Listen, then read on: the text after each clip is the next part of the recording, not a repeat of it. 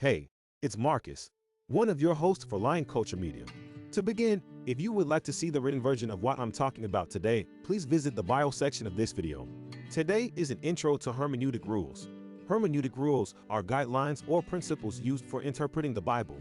Different hermeneutic approaches can be applied to various books of the Bible, depending on their genre, historical context, and theological content.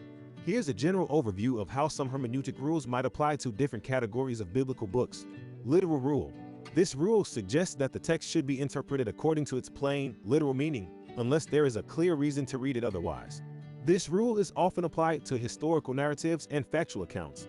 Books, Genesis, Exodus, 1 and 2 Samuel, 1 and 2 Kings, Acts. Historical cultural rule. This rule emphasizes understanding the historical and cultural context in which the biblical text was written to interpret it correctly. Books. All books of the Bible benefit from this rule, but it is particularly important for understanding books like Daniel, Esther, and the Gospels. Contextual rule. This rule highlights the importance of interpreting a passage within its broader literary and biblical context to avoid misunderstanding or misapplying isolated verses. Books.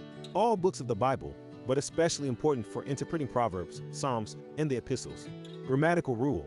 This rule involves analyzing the grammar, syntax, and literary structure of the text to understand its meaning accurately. Books, especially relevant for the epistles, e.g., Romans, Ephesians, where understanding the argumentative structure and flow is crucial. Typological rule. This rule involves interpreting certain Old Testament events, persons, or institutions as foreshadowing or prefiguring corresponding realities in the New Testament. Types and antitypes. Books, Genesis, e.g., Adam as a type of Christ, Exodus, e.g., the Passover lamb, and Isaiah, e.g., the suffering servant. Allegorical rule.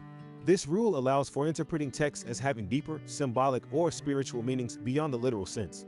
This approach should be used cautiously and is generally less favored in modern hermeneutics. Books, some parts of Song of Solomon, parables in the Gospels, and certain passages in Revelation are sometimes interpreted allegorically. Canonical rule. This rule emphasizes interpreting individual passages of Scripture in light of the entire canon of Scripture, recognizing the unity and coherence of biblical revelation. Books.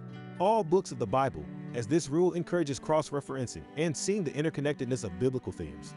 It's important to note that these rules are not mutually exclusive and are often used in combination to interpret the various books of the Bible effectively. The genre and content of each book will often dictate which hermeneutic rules are most applicable. That's all for today.